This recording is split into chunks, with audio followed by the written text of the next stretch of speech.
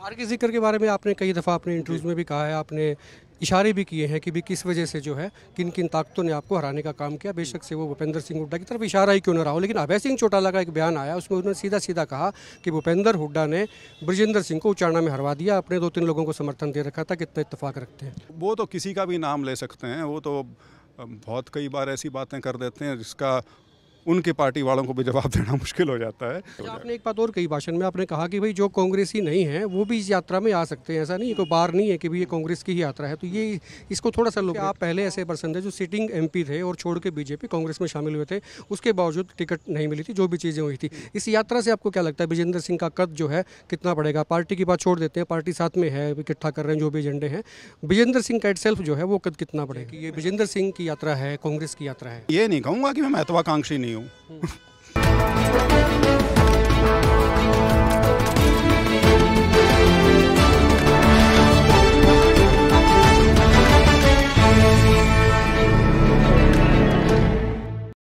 एक पद पोस्ट में आपका बहुत बहुत स्वागत है। मैं हूं सर्वेश कुकरा। इस वक्त मेरे साथ कांग्रेस के बड़े नेता और पूर्व सांसद ब्रजेंद्र सिंह हैं। प्रदेश भर में यात्रा निकालेंगे, रूपरेखा तैयार हो चुकी है। आज झांसी में आए थे, जाट धर्मशाला में एक बैठक ली है। ब्रजेंद्र जी, यात्रा क्या समझें कि ये ब्रजेंद्र सिंह की यात्रा है, कांग्रेस की यात्रा है? नहीं, कांग्रेस की यात्रा है, बिल्कुल पूरी तरह से कांग्रेस के झंडे तले यात्रा है। और कांग्रेस का जो एक संकल्प जो राष्ट्रीय स्तर पे है, जो भारत जोड़ो यात्रा से शुरू हुआ था, क्योंकि हरियाणा में भी जिस प्रकार की शक्तियां काम कर रही हैं यहाँ पे, जो समाज में एक विखंडन करने का जिनका प्रयास है, जो हमारा छत्तीस बिरादरी का भाईचारा जिसके ऊपर तनाव एक बना हुआ है, उसको रोकने के लिए और पूरे समाज को प्रदेश में एकजुट करने के लिए वो इसका मुख्य उद्देश्य है। इसलिए इसका नाम भी जो रखा गया है वो सद्भाव यात्रा है। अभी मैं सुन रहा था आपका भाषण ही, मैंने सुना आपने बिहार का भी जिक्र किया, चुनाव आयोग का भी जिक्र आपने किया, इलेक्शन कमीशन का भी, और आपने ये कहा कि भाई इलेक्शन लड़ना तो छोड़ो, इलेक्शन लड़े तो पहले जीतने का प्रोग्राम बना रखा है। बिहार में तो बीजेपी ने अपना प्रबंध कर रखा है जीतने का, ऐसा आपने अंदेशा जताया है, ऐसा क्यों लगता है?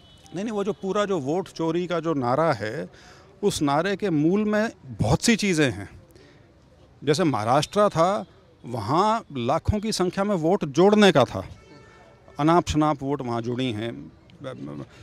लोकसभा और विधानसभा के बीच में करीब 41 लाख वोट वहाँ नहीं जुड़ गई, जो कि पूरे उससे पहले के 4.5 साल में सारी मेरे ख्याल से 30 लाख वोट जुड़ी थी।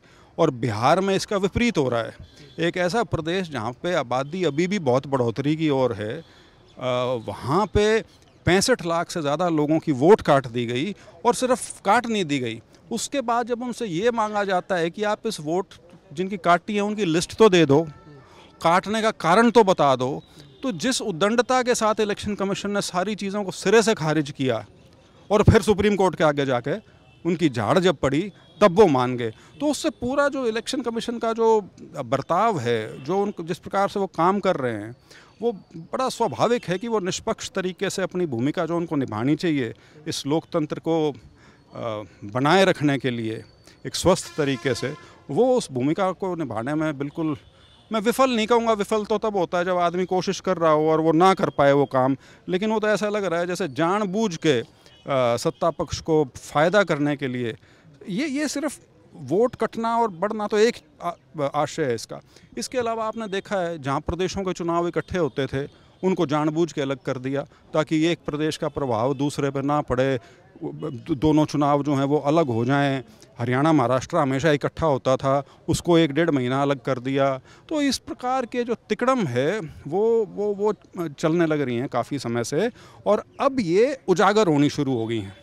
क्योंकि अब जो ख़ास तौर पे वो बेंगलोर सेंट्रल वाली जो सीट है महादेवपुरा, उसमें जिस प्रकार से तथ्यों के साथ एक विषय रखा गया है सामने, वोट चोरी का या नकली वोट जिस प्रकार से 1 लाख से ऊपर वहाँ बनी हुई हैं, तो उससे अब ये चीज़ लोगों के दिमाग में घर कर गई है कि ज़रूर कहीं ना कहीं बहुत बड़े स्तर पे एक गड़बड़ हो रही है। कल तक मुद्दा सिर्फ ईवीएम को लेके होता था, लेकिन अब तो पूरा का पूरा जो व्यवस्था है इलेक्शन को कंडक्ट करने की, उसके ऊपर सवालिया निशान लगना शुरू हो गया। हार के जिक्र के बारे में आपने कई दफ़ा अपने इंटरव्यूज़ में भी कहा है, आपने इशारे भी किए हैं कि भी किस वजह से जो है किन किन ताकतों ने आपको हराने का काम किया। बेशक से वो भूपेंद्र सिंह हुड्डा की तरफ इशारा ही क्यों न रहा हो, लेकिन अभय सिंह चौटाला का एक बयान आया, उसमें उन्होंने सीधा सीधा कहा कि भूपेंद्र हुड्डा ने ब्रजेंद्र सिंह को उचाना में हरवा दिया, अपने 2-3 लोगों को समर्थन दे रखा था। कितना इत्तेफाक रखते हैं?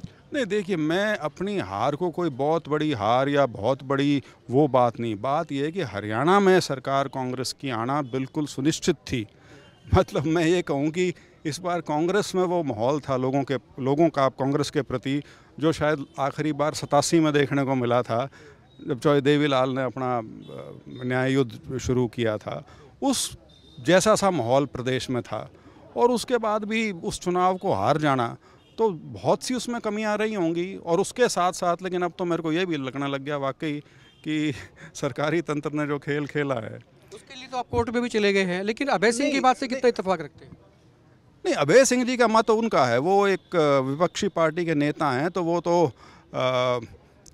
मौका ढूंढ रहे हैं कि किसी द बेस्ट जज कि आपका चुनाव था, आपको पता है किस किस ताकत ने साथ दिया, नहीं दिया, ये कौन कौन खिलाफ थे, तो वो कह रहे हैं कि भूपेंद्र सिंह हुड्डा ने हराया। मैं उन चीज़ों में जाना ही नहीं चाहता। मैं 32 वोट से हारा हूँ, और 215 वोट मेरे यहाँ विवाद के घेरे में हैं, जिसमें मैं इलेक्शन पटिशन पर गया हुआ हूँ। तो जो फैसला कोर्ट का आएगा तब देखेंगे। उसके बाद कि थोड़ा सा सियासी सवाल था, क्योंकि अभय सिंह जब कह रहे हैं भूपेंद्र सिंह हुड्डा, कहीं ना कहीं कुछ है। नहीं, वो तो किसी का भी नाम ले सकते हैं, वो तो बहुत कई बार ऐसी बातें कर देते हैं जिसका उनकी पार्टी वालों को भी जवाब देना मुश्किल हो जाता है।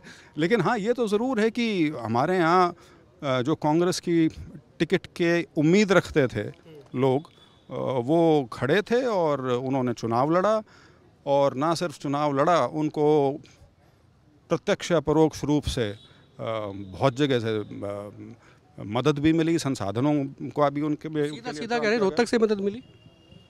नहीं, रोहतक का क्या मतलब है इसमें? और देखिए, सारी बात ये, वोट तो लोगों ने डालनी होती है। कोई कुछ कर रहा हो तो लोगों ने वोट डाल रखी तो ठीक है सर, माथे पे। अच्छा, पटिशन की बात करें सर, क्योंकि कोर्ट भी चाह रहा है कि इसकी जल्दी सुनवाई हो और ये कम समय में जो है ये खत्म होना चाहिए मसला। तो आपको कितनी उम्मीद है, कैसे कैसे आप सुनवाई आप चाहते हैं? नहीं, मैं कोर्ट की प्रक्रिया के बारे में कोई टिप्पणी नहीं करना चाहूँगा। कोर्ट अपना काम कर रही है, और जिस तरह से केस चल रहा है, हमें लगता ये है कि इसका निदान कोर्ट से जल्दी हो जाएगा।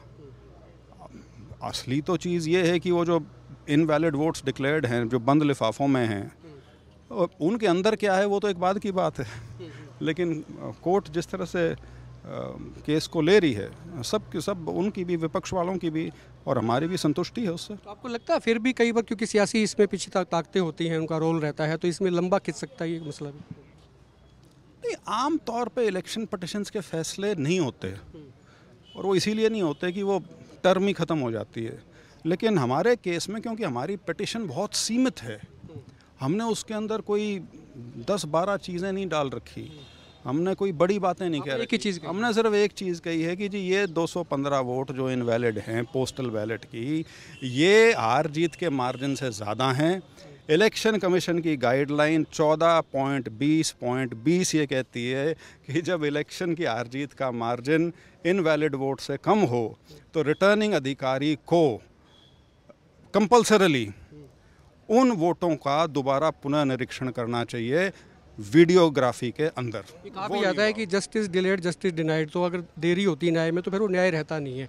तो इस लिहाज से भी आप चाहते हैं कि जल्दी निपटारा हो? नहीं, कौन नहीं चाहता जल्दी निपटारा? हम तो बिल्कुल चाहते हैं जल्दी निपटारा हो, और हमें बिल्कुल उम्मीद है कि इस हमारे वाले केस का कोर्ट से निपटारा जल्दी हो जाए। आपने एक बात और कही भाषण में, आपने कहा कि भाई जो कांग्रेसी नहीं है वो भी इस यात्रा में आ सकते हैं। ऐसा नहीं है, कोई बार नहीं है कि भाई ये कांग्रेस की ही यात्रा है। तो ये इसको थोड़ा सा एलोबरेट। कांग्रेस जन होने के नाते हम इस यात्रा को कर रहे हैं, लेकिन संदेश सर्व समाज के लिए है।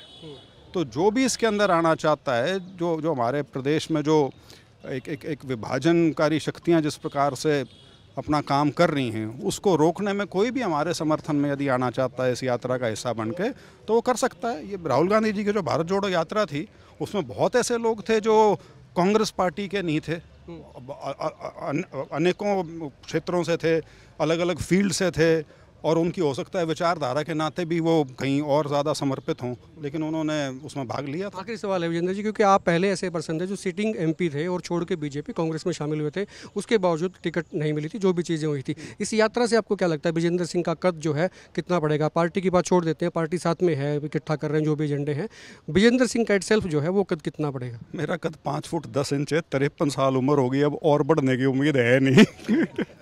लेकिन सियासी कद की बात। नहीं, सियासी कद भी मेरा बहुत है, मेरे भी पारिवारिक पृष्ठभूमि बहुत अच्छी है और लोगों का मेरे को प्यार हमेशा मिलता आया है, तो ये अपने आप में बहुत बड़ी है। पद मैंने 26 साल बहुत भोग लिए, तो पद दोबारा मिल जाएंगे बड़ी अच्छी बात है, नहीं मिल जाते तो भी मैंने बताया पद और कद की चिंता नहीं है ना, उस नाते नहीं है, लेकिन ये नहीं कहूँगा कि मैं महत्वाकांक्षी नहीं हूँ। महत्वाकांक्षी जरूर है, विजेंद्र सिंह थे। पद की भी चिंता है, कद की भी चिंता है, यात्रा निकलेगी और उसमें क्या क्या चीज़ें होती हैं ये देखना होगा। आज एक बैठक थी जाट धर्मशाला हांसी की, यहाँ पर कांग्रेस की ये बैठक, विजेंद्र सिंह यहाँ पर थे। हालांकि वीरेंद्र सिंह भी हांसी आए थे, लेकिन वो रेस्ट हाउस में आराम कर रहे थे। लेकिन खास बात यह है कि जहाँ पर बैठक थी, विजेंद्र सिंह ने जरूर अपनी बात रखी और उनकी यात्रा कैसी रहती है आने वाले दिनों में, हरियाणा भर में क्या संदेश जाएगा, और ये जो गुटबाजी की जब बात होती है कांग्रेस में, तो वो कैसे कैसे चीज़ें दिखती हैं या पेश आती हैं, वो आपको बताते रहेंगे। खुल के कमेंट करें, वीडियो को शेयर करें और आप देखते रहें एक मिनट पोस्ट।